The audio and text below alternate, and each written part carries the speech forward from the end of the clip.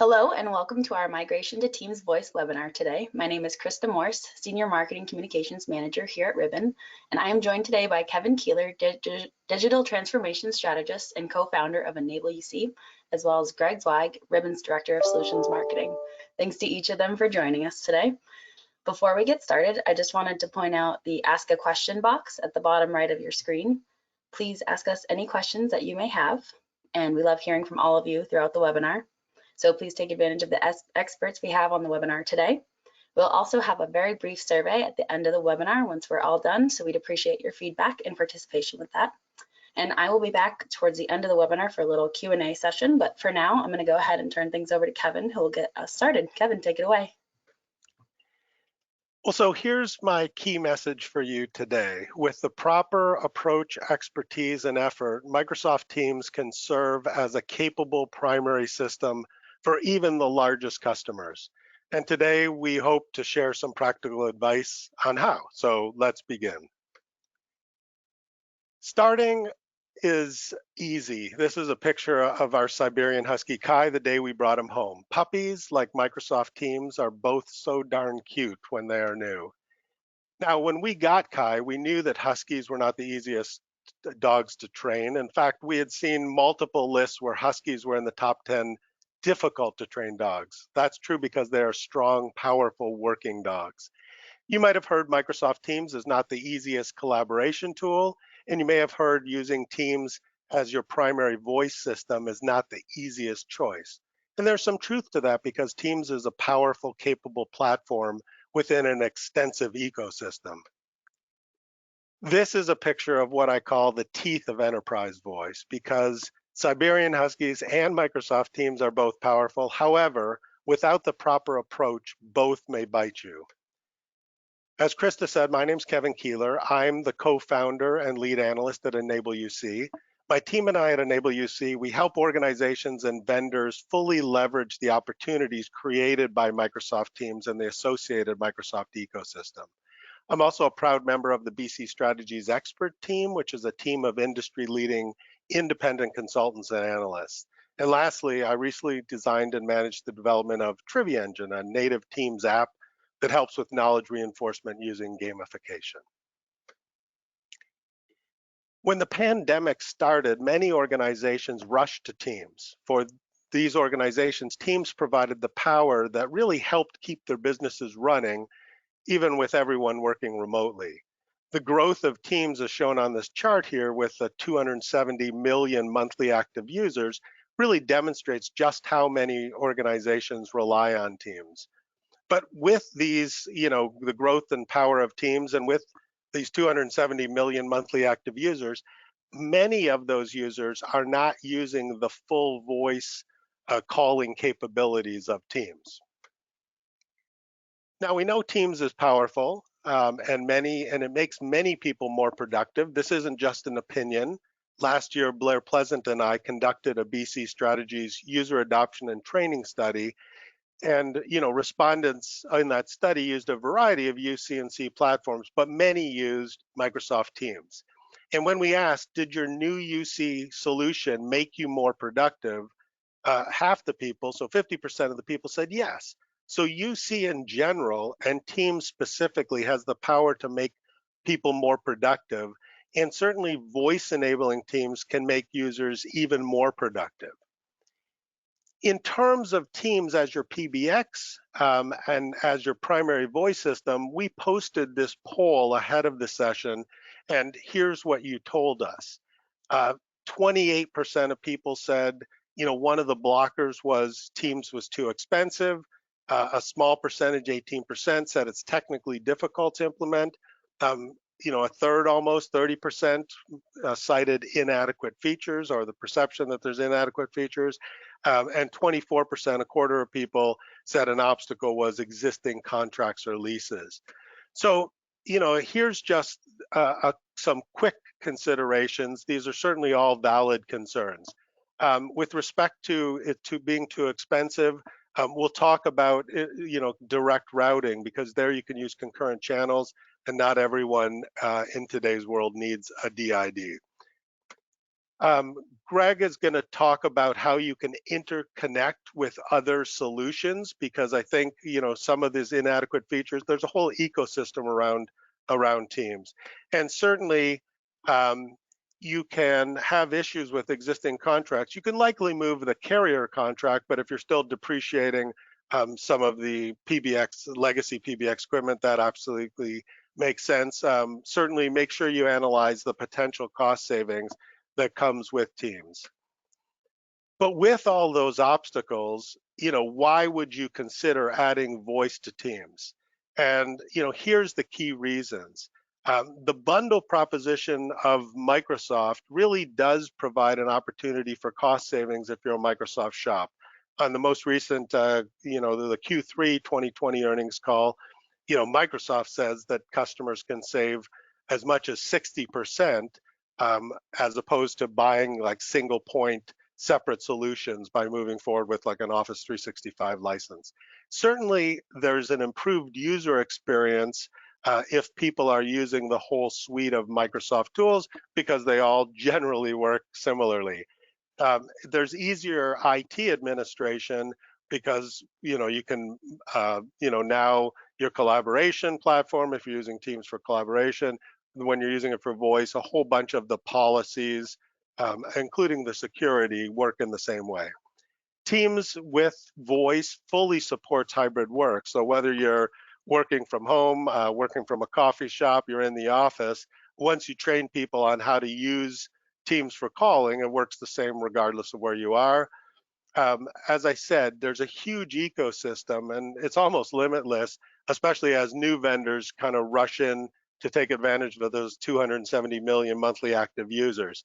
And Teams, of course, is much more than voice. So as opposed to just a traditional legacy PBX, really you can address a whole range of voice capabilities, but also capabilities around workflow automation and all the different modalities as well. So lots of reasons you may consider adding voice to Teams. We, in the webinar kind of summary, we talked about, a checklist for Teams voice success. And what I want to do is quickly go through these things. This is what we've found. If you do these things, you have a very high probability of having your migration to Teams be successful. Some of these are self-evident, like for example, define success. This seems simple, but unfortunately many organizations don't seem to do this. And it really is around figuring out measurable reasons and what is success going to look like for you. It could be cost savings, but then you have to define, how much you're trying to save over what period of time. Maybe it's not about cost savings, but more it's about user experience. Okay, how, do you measure it? Do you know what the user experience is pre and post? It could be about increased productivity.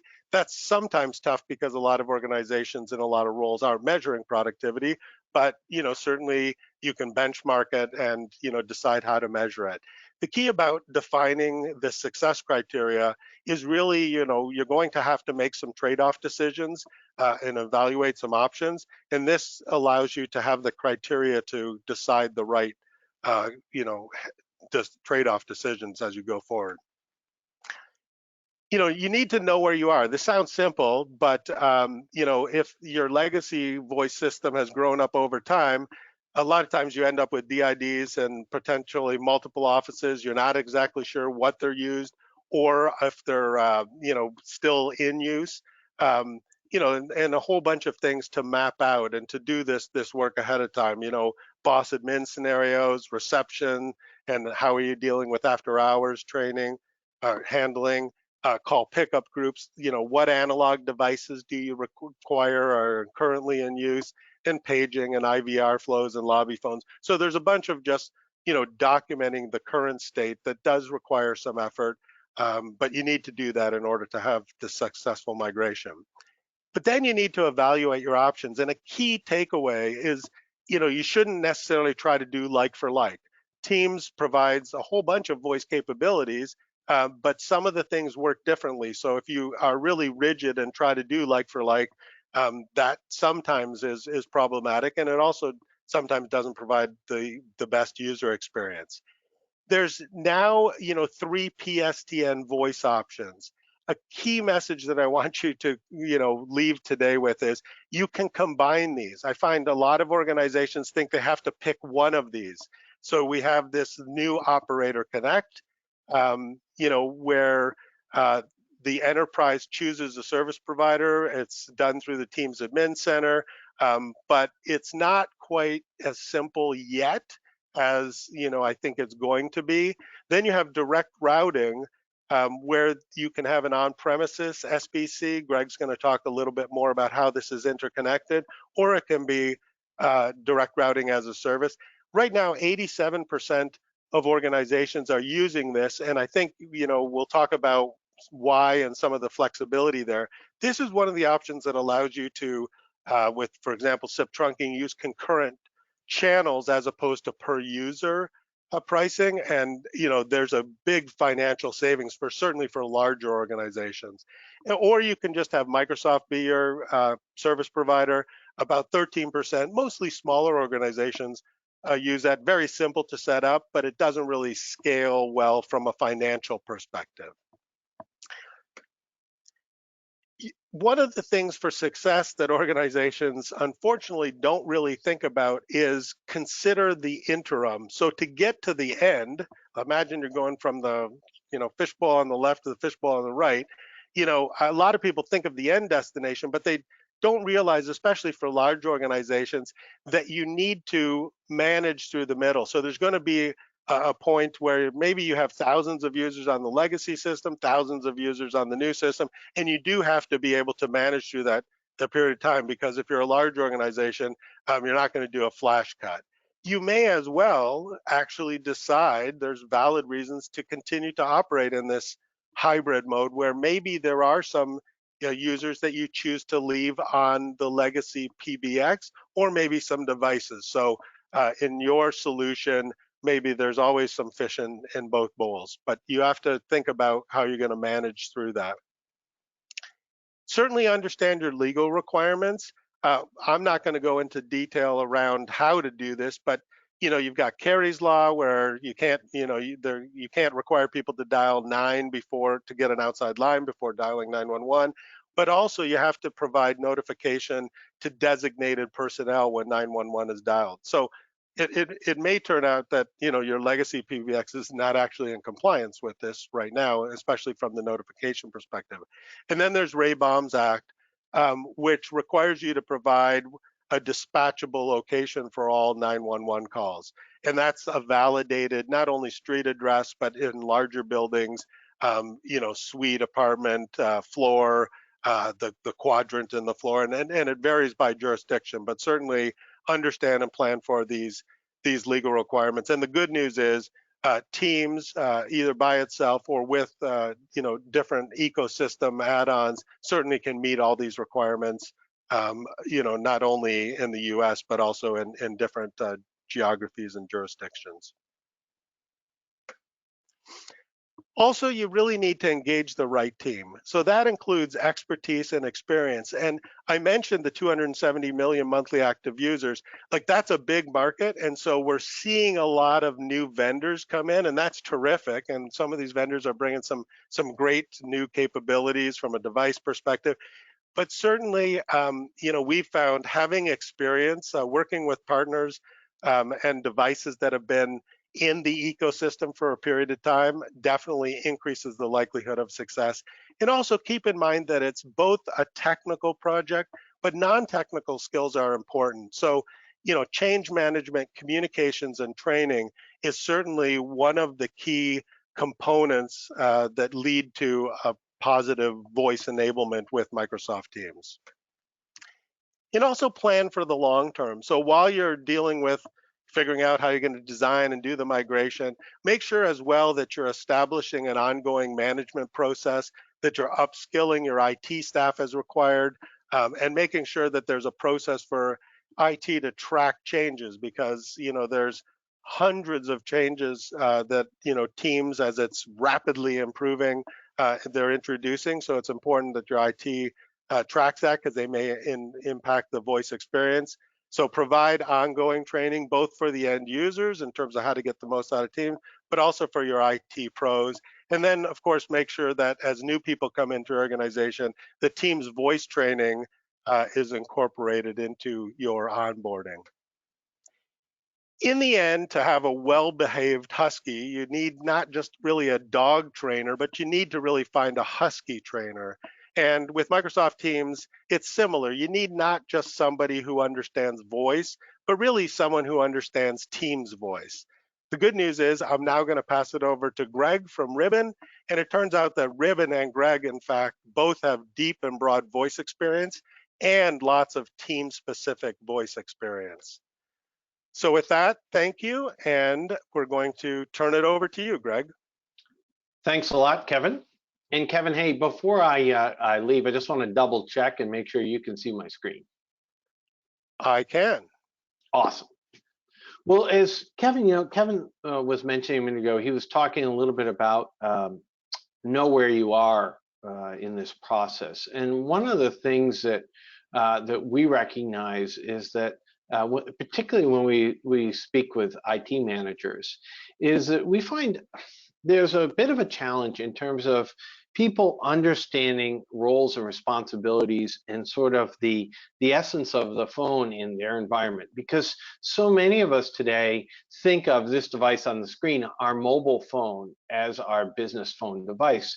But I think it's important to understand that you need to understand your specific environment, your employees or coworkers' environment, because someone like myself or Kevin, we're knowledge workers, right? When you want to talk to me, you dial my DID, you reach me directly, right? You're looking for Greg. But in so many jobs, there's a group identity. I always give the example of the third floor nurses station, right? Where you're not calling Sally Smith or Bob Smith on the third floor nurses station. You're calling the third floor because that's where your friend or loved one is and you want information about them.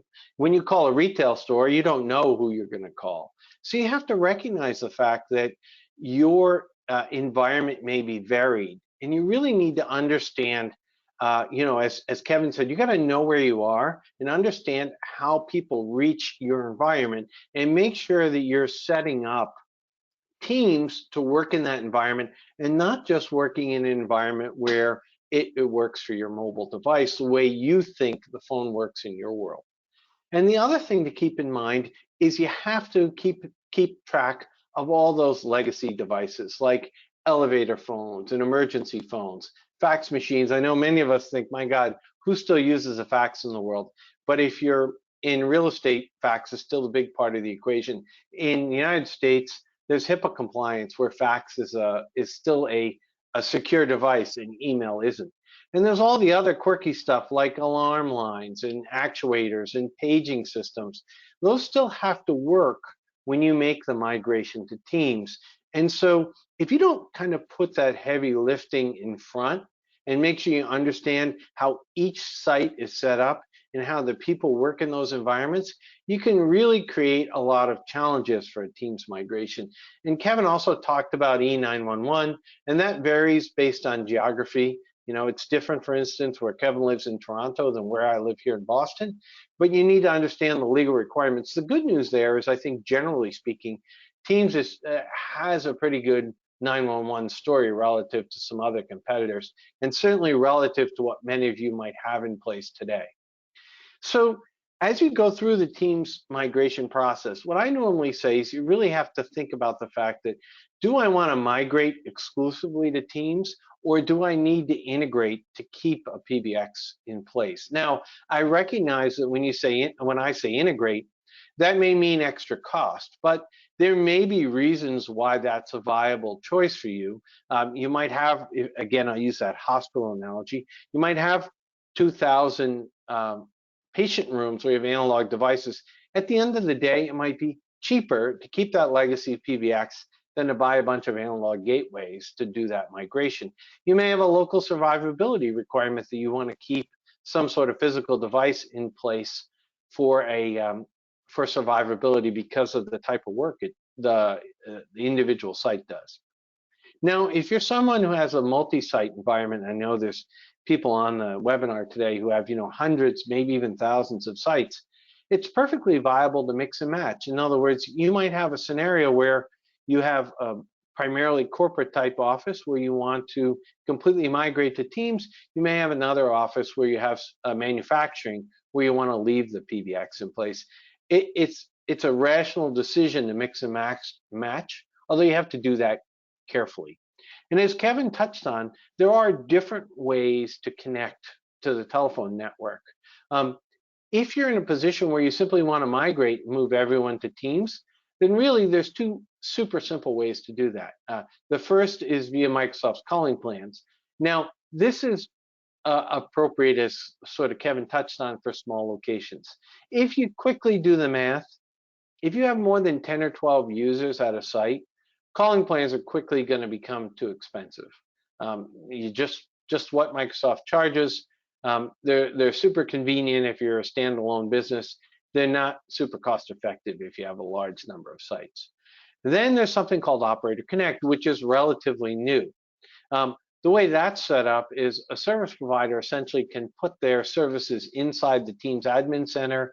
You as a Teams administrator can go up inside the admin center and select a service provider and start the migration to Teams via an automated set of web pages and so on inside the admin center.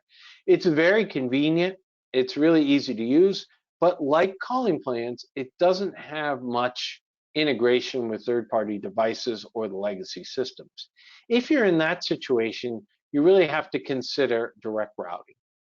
And direct routing has been around really since the beginning of Microsoft Teams. And basically what that does is it allows you to take a connection from a telecom provider, whomever you choose to use. You connect to a session border controller.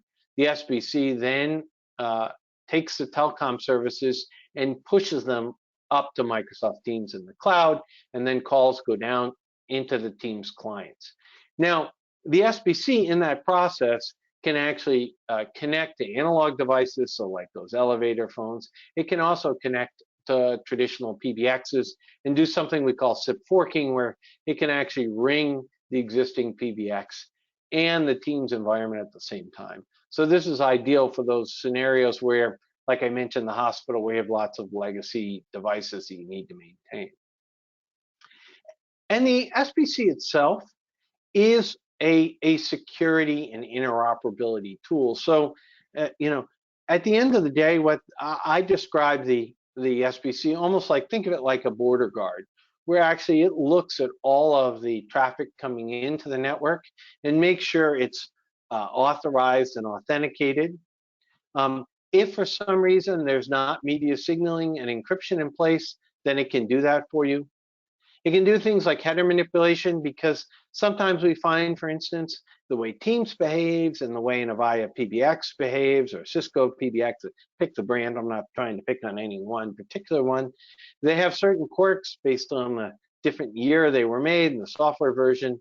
The SBC can go in essentially and tweak the knobs and dials to make an individual telecom provider work with Teams and work with that traditional PBX. And then there's some media services in there to enable you to do things like transcode media. So Teams has one media requirement, most PBXs have another. Now, as you look at direct routing and as you look at the session border controller, different people will potentially want to put those in different places. There's all kinds of choices. You can buy traditional hardware. The real benefit to that is the fact that it has those physical ports for integration on it. So it has analog ports and it potentially has PRI ports. That's a great tool to be able to manage and leave in place for traditional integration. On the other hand, some people say, look, the reason why I'm going to Teams is I want to get out of the hardware business, but I still need to maintain control of something.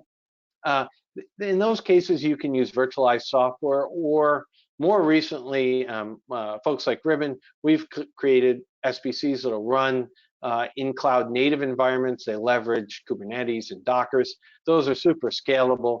They're ideal for really large enterprises in particular, who might have thousands or tens of thousands of users, want to put everything in Azure and manage it that way. And then last, but certainly not least, there's customers say, look, not only do I not want hardware, I don't actually want to own anything. Just like Teams, I want this session border control piece to be as a service. So we have things like a Ribbon Connect service where you can buy essentially on a per user per month basis. So all of those are choices that'll let you migrate to Teams and direct routing. So people ask us, okay, so I kind of get it. What's Ribbon's role? Well, let me explain, and let me start by, I didn't really touch on who Ribbon is. So if you're not familiar with us as a company, Ribbon really is, the brand is relatively new now, about 4 or 5 years old. We're made up of a number of existing brands that some of you may know.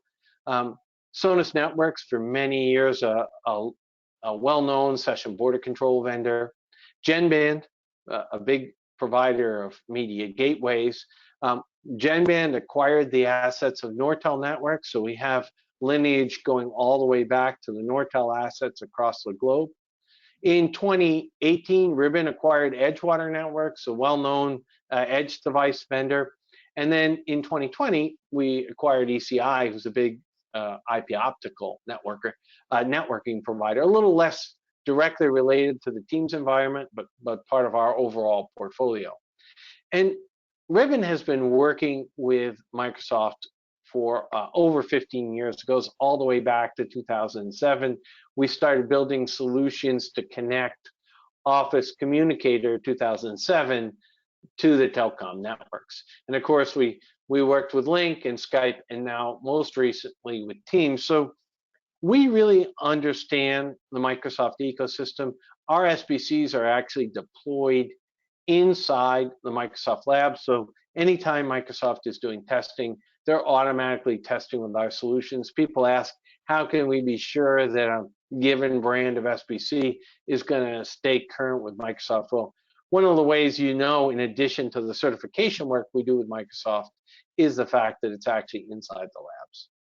And I've touched on this in the prior slides, but really the key to appreciate is if you are in a situation, particularly if you're a larger enterprise or you have complex environments, the SBC is the glue, right? So you can have the ports for legacy PBX and contact center integration, ports for analog and digital, ports for SIP trunks, SIP trunks and SIP devices. We can do that SIP forking that we talked about, where we can ring multiple devices at the same time. We can do things like manipulate the dial plan. So if you're in a situation where you have multiple environments, Kevin talked about that interim state where you might be in the middle of moving from your PBX to Teams. Well, how do you do that? Well, the SBC can manipulate the dial plan so that some users who are on the legacy PBX can not recognize that the dial plan is being changed, so they can call between users without having to know how to do that. I think if you're an IT professional watching, the hardest thing out there is training users to learn how to do new things. So by doing that work behind the scenes, we make it a lot easier for you to manipulate the sort of infrastructure, so customers, your internal customers, don't need to know how. And of course, we can also do things like redundant failover solutions. Teams has a local survivability solution they call the SBC, Survivable Branch Appliance, that can run natively on either hardware or virtualized software. And then we have tricks as well to help with E91 management. In addition to that, one of the areas that we often get involved in, particularly in very large environments, is these scenarios where people have a combination of Cisco, Avaya, Mitel, maybe Asterix, NEC, pick a brand basically of PBX, plus they have either one or more contact center environments. Oftentimes, these have been in place for decades. And their real concern is, hey, I'm not talking about a migration process that's going to take a year. I'm talking about a migration process that might take 4 or 5 years to get across 10, 20, 30, 50,000 users.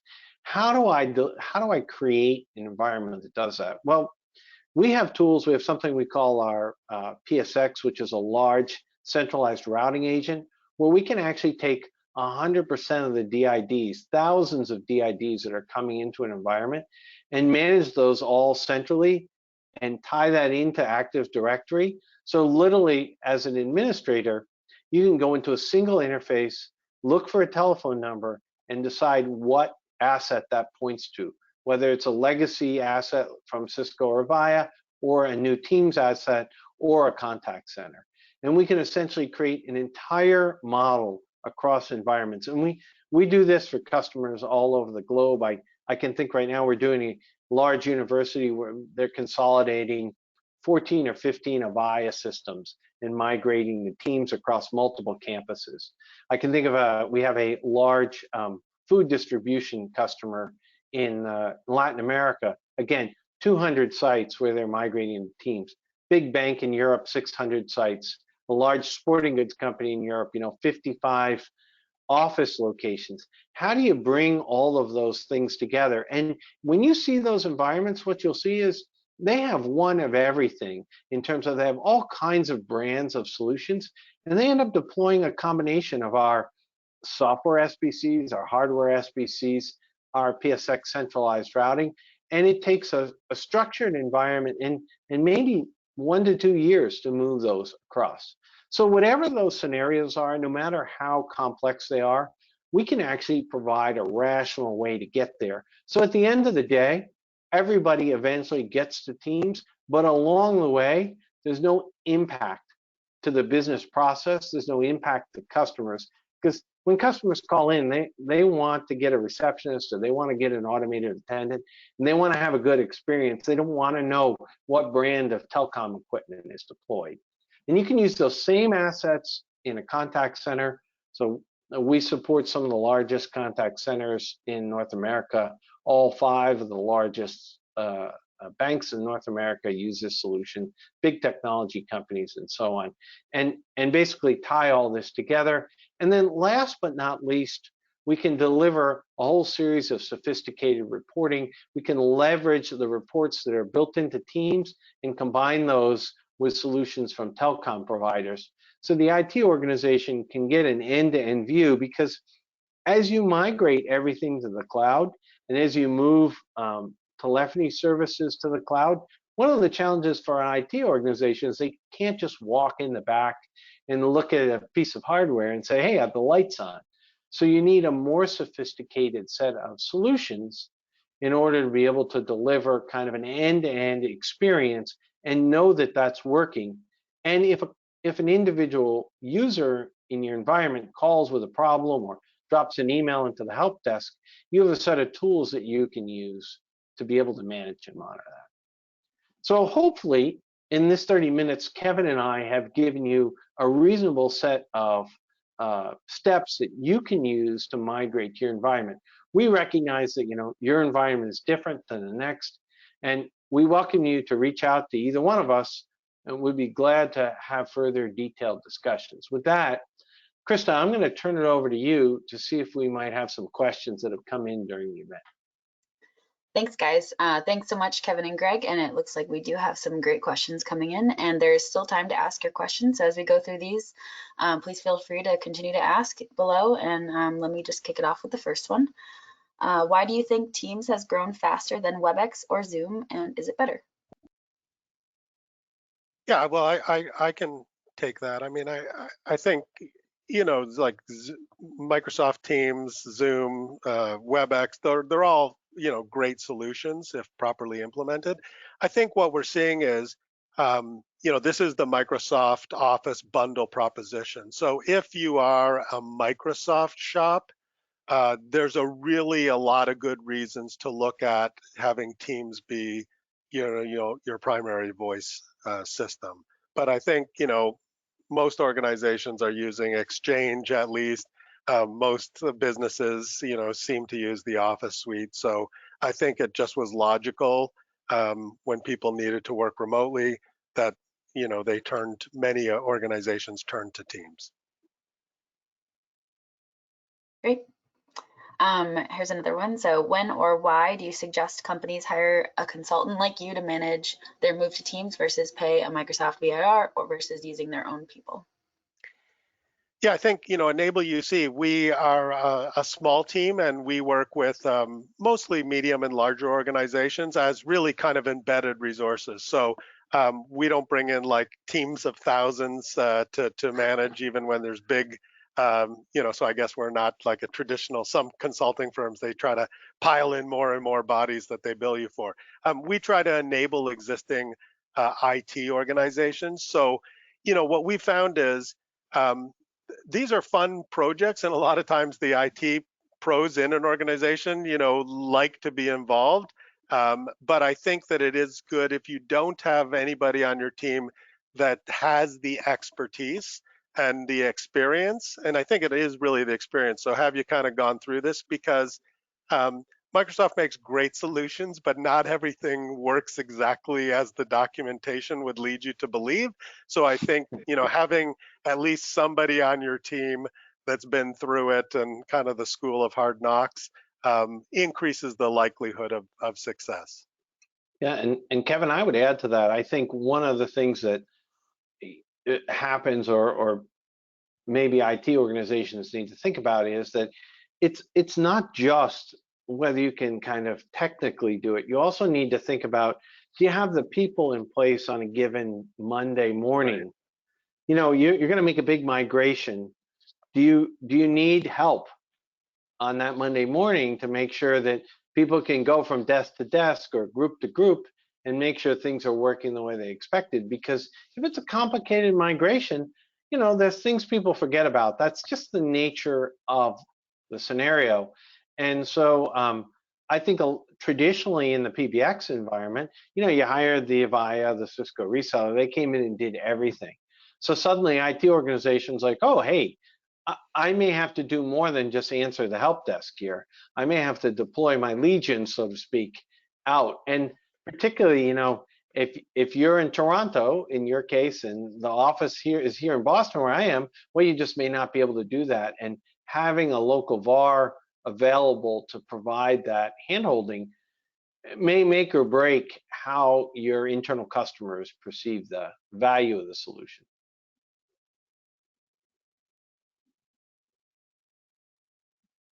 And I see we've had a bunch of questions come in, and I think I'll start from the top here.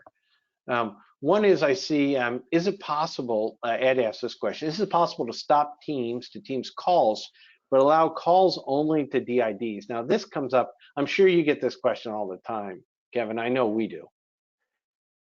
Yeah, so this one, maybe it's possible, but I don't, I don't think it is, and I don't know necessarily why you would want to do that. I think, so certainly, from a Microsoft perspective, I think, Teams to Teams calls is like a little bit like the Trojan horse, right? Like you deploy Teams and you're just saying, I just want to use it for chat. And of course, even in any deployment, you can make person-to-person calls even without the phone licensing, right? So I don't know, Ed, exactly what your situation is and why you want to do this. Maybe there would be some very kludgy way to do it, but I'm going to say, in general, my answer would be no. There's not a way to do that. Yeah, and that's been my experience as well. As a matter of fact, one thing that distinguishes Teams from Skype for Business is, in Skype for Business, there were a bunch of, I'll call it, knobs that you could turn to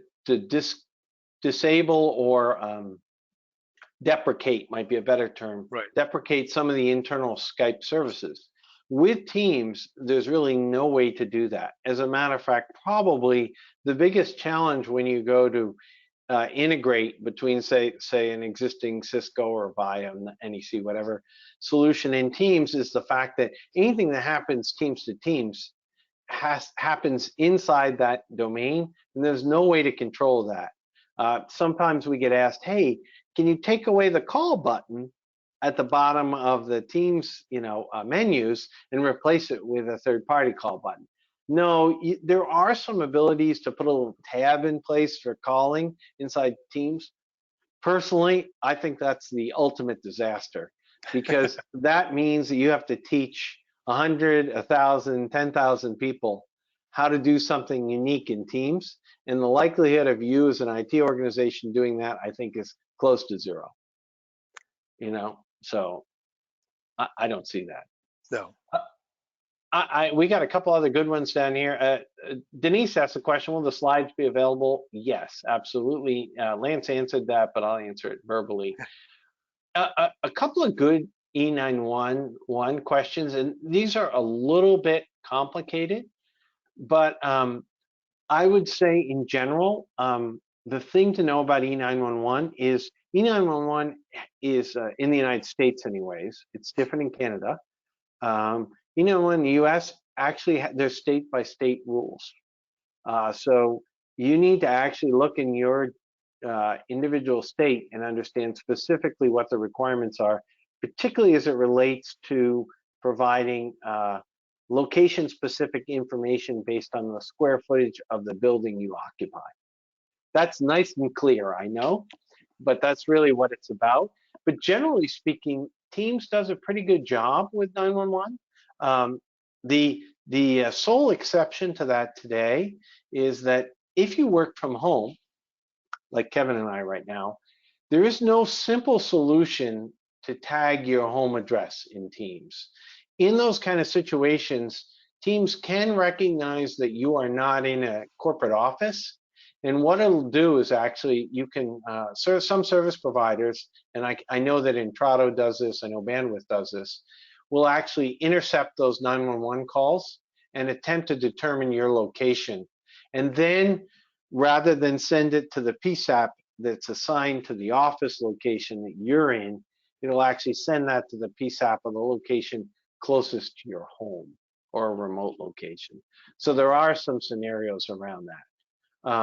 But it is pretty complicated stuff, and you don't necessarily need a third party, which someone also asked a question about, but you do need to know what the legal requirements are in your geography. And Kevin, I don't know if you have anything to add to that. Yeah, I mean, we've certainly helped in all the different states, so I think it is, a good point that you bring up, that it does vary state to state.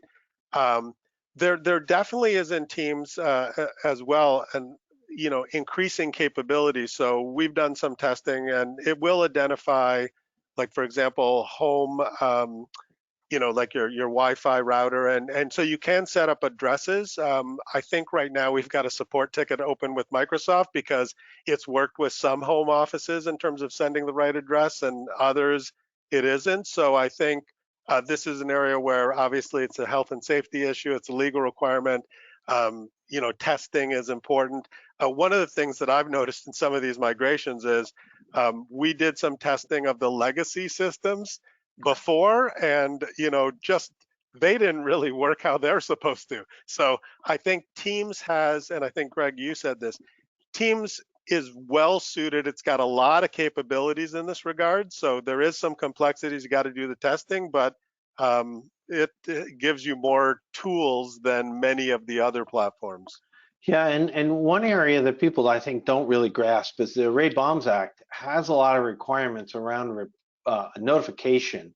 So in other words, Right. if you have a large environment, there's a requirement there that not only do you dial 911, but that, for instance, if just make it up, there's a campus environment and there's campus security, then there should be notification that you dialed 911, so the security organization inside your campus can respond to the emergency as well, because in many cases they're actually better suited to do that because they understand the buildings. They want to be available when the police or fire come. In those kinds of things, Teams is really well set up because after all, everyone has Teams on their device, and you compare that to a traditional PBX. I mean, the best they can do is some sort of a texting gateway, and that's pretty complicated. So Teams does a good job overall with 911. I think the bigger problem is that E911 is pretty complicated, and there's no secret sauce to get around that. Yeah. Here's a question that I want to take. Chandi asks about, what about DECT phones? And I just actually did an interview with UC today, because we were talking about, there's now a SIP gateway that you can turn on. It's free. You can go into the Teams Admin Center, turn that on.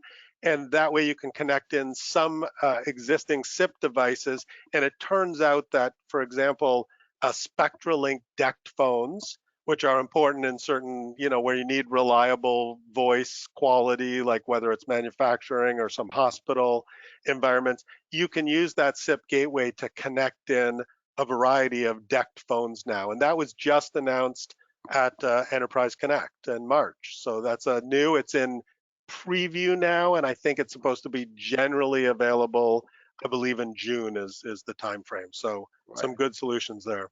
Yeah, the one thing that I would caution folks on that is it is a device-specific gateway. Right. So there isn't any concept of a generic device, generic SIP device.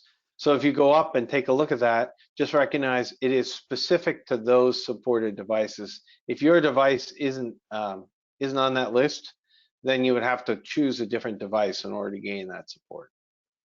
Yeah, absolutely. Let's see, there's some other good ones here, and I apologize for leaning over, but just want to make sure. Hey, this is a really good one. It's a very general question from Denise. She asked, from your experience, what are the biggest pitfalls when transitioning? And I think, Kevin, I'll let you start on that. Yeah, so what I would say is trying to do like for like.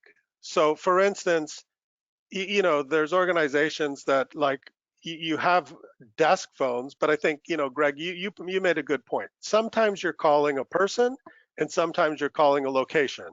And with traditional desk phones, it was almost always you're calling a location. And so with Teams, you don't necessarily need to put devices in the same place. So, I remember at one organization, there was like a credenza phone that was in meeting rooms. I guess that's where you call somebody and you say, hey, the meeting started, where are you? But that probably, if you try to do like for like, you may end up buying devices that you don't need or the wrong device. So I think that, and this is where some of that expertise and experience comes in mind, where it's like there may be some legacy or analog devices that you absolutely need to support, and maybe there's some that either, there's a different way to do it inside of Teams. How about you, Greg? You know what, I think one of the things that comes up, and I think this goes back all the way to my days of working in the PBX space, is that people have a tendency to talk to executives and senior leaders in an environment and ask them about what they need from the migration. And the reality is, you need to talk to the people who are using the phones and find out what they're doing with them. Because the reality, I'll use the old joke, right? Everyone says, well, my boss has no idea what I do. Well, in this case, they probably don't, right? And the reality is, in many cases, the leadership in an organization doesn't really understand how their employees use communications. And so as an internal IT organization, particularly if you yourself are not super familiar with all the telecom lingo and process, I use a picture sometimes of John Candy and Steve Martin in Planes, Trains, and Automobiles in some of my slides, and they're carrying a trunk, and I talk about you got to do the heavy lifting up front because you don't want to be walking home. And that's, I think, the biggest mistake people make is they find out after they do the cutover, hey, this doesn't work, and this doesn't work, and this doesn't work. And suddenly they're scrambling, and internal people are cranky and impatient. And customers, they point, rightly so, this is a bad customer experience. And I don't think you want to be part of that. And then a couple other questions came up here. One question was, there was a couple questions around where is the SBC placed in direct routing? And the answer is, in classic webinar of response, it depends. You really can put an SBC in on premises if that's where your SIP trunks terminate today, and that would either be a hardware or virtualized. If you need analog or PRI integration, then you would typically use hardware. If you don't need those things, you could easily put it in a centralized data center or in a public cloud environment. Like we have scenarios you can put in AWS, or like for instance, we have SBCs right in the Azure Marketplace. You can just go up there and click and actually acquire it through the Azure Marketplace if you want it. It really depends on what your integration model is, and that should determine what you buy. Generally speaking, if you don't need physical integration, then I would tell you to buy virtual or cloud native software because it gives you more choices, or buy it as a service because it gives you more, it's easier to deal with. But if you have that legacy stuff, then hardware might be the right choice, at least in the short term, and maybe 3, 4, 5 years from now, you'll migrate the hardware and just go all software. Another good question, is there a place to check all the ecosystem app solutions approved and certified by Microsoft? And well, certainly I'll tell you that on the Ribbon website, we have an interoperability page where we try and publish the stuff we've done.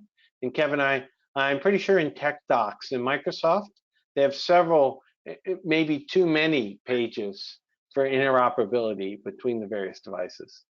Yeah, so certainly, I mean, Microsoft, because the question asks about apps as well as, kind of solutions, which are probably devices. So there are, there's all kind of certified phone devices, certified SBCs, certified meeting rooms, and then there's a whole bunch of, Teams apps as well, which all have to go through a certification process. So you can go to the Microsoft web pages, but as you say, Greg, there's kind of multiple lists for that. And certainly working with certified components would be something that is important to do. There's people want to get into this marketplace, and the certification process, I mean, you can speak to that, Greg, but just as you said, like, the Ribbon equipment is in the lab because it's not just like a one and done. Like as Teams evolves, you got to make sure that it works.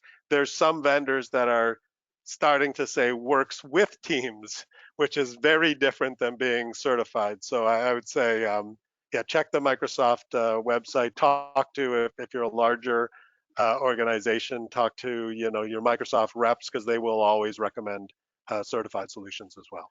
Yeah, and the sort of the real delta for certified basically means that if you call Microsoft with a problem and you have a certified asset that you're working with, or an certified element, then Microsoft is obligated to help you support that. Right. If it's not certified, they are not obligated. And I would, no offense to anyone at Microsoft, but I would make the statement that anytime you call a technical support agent of any company and they're not obligated to support you, usually they won't. That's the kind of the general rule in this world. So there is real value in that support. Absolutely. There's a couple of questions, Greg, that are talking about analog devices, and clearly I know you pointed out, but maybe you can go into some more depth of really how that SBC does that kind of, helps that interconnection. I'm going to go back a slide or two here if I can find the right darn slide, but of course I probably went past it. So bear with me as we do the slide-orama change here, and I try and find the ones. Oh no, hold on, I know where it was. Hold on. Who's in charge of these slides anyways? I don't know. Here we go. All right.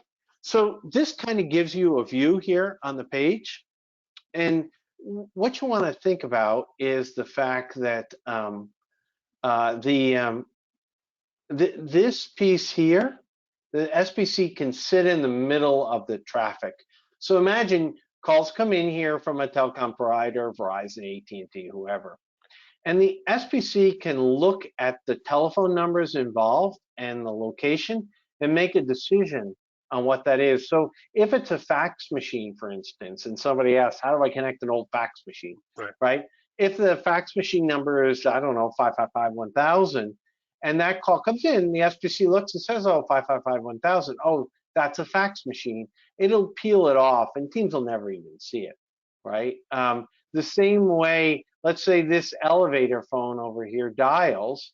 it'll dial out and get access to a trunk, and the SBC will give it access to a predetermined trunk from Verizon or AT&T, so you can place an emergency call and tell people you're stuck in the elevator, right? So, and then if you have a scenario where a call needs to go to both, well, the SBC could get like a main number and actually have it ring both devices concurrently. There are some limitations to that simultaneous ring, and we talked about that a little earlier. If somebody places a call teams to teams, the SBC is not going to know about it, right? There's nothing we can do to get in the middle of that call path, right? So in that instance, we might have to do something funny like manipulate a dial plan or tell users, hey, if you want to talk to someone on the old PBX, you have to dial an 8 first to talk to someone. That's not ideal, but those are the kind of interim steps that sometimes you have to put in place in order to manage a migration in the right way.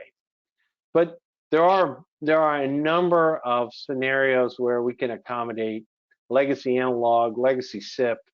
Those DEC phones that are SIP based, we can support them even if they're not certified with Teams if they come in here into the SBC. And again, that's hardware, software. It just depends on the environment. And we have some as a service tools in our Ribbon Connect solution that are actually pretty elegant in the way that we can connect the dots between a legacy PBX and Teams. And I'm just going to look and yeah, there's a couple that just came in that the and somebody asked, do you need an on-prem gateway for the analog devices? Well, you need something, yes, and that might be this SBC because we have SBCs with 24 ports of analog, for instance, built into them. We also have standalone analog gateways if that's something you'd prefer, and you might do that if you said, well, again, going back to preference, I'd really rather not have much hardware, but I've got this one fax machine, I got this one elevator phone, I got to account for it. In that instance, it might be easier to put a little separate, simple standalone analog gateway in and put the majority of SBC services up in the cloud because that's just simpler that way. So there's lots of choices. Maybe there's a tyranny of choice, you might say, but there are a lot of options depending on your individual deployment. And that kind of goes back to the point that we made earlier, Kevin made earlier. You may find that depending on your situation, AVAR would be helpful to help you with that migration process. And there's a lot of really good Teams capable PBX migration specialty type VARs around the country. They've worked hard to develop that professional expertise if you need it. I think we're basically out of time, and I think we're out of questions, so that works out well. There you go. The only thing I know Krista's going to ask is we're going to ask everybody, just hang on for a second when the webinar ends. We always try and take a quick survey to see if this webinar has met your expectations. So please stay on for just a second or two before we before you drop. Yep, and I also wanted to let you know that you'll be getting an email from us later today with the link to the replay of the webinar, as well as a link to the copy of the slides. And please feel free to reply to that email if you think of any additional questions. And thank you again, Greg and Kevin. Before I wrap up, do either of you have any last comments or thoughts? No, it was a good discussion. Thank you to the audience for these very good questions. Right. All right, thanks so much. Have a great rest of your day. Thanks, Krista. Thanks, everyone. Thank you.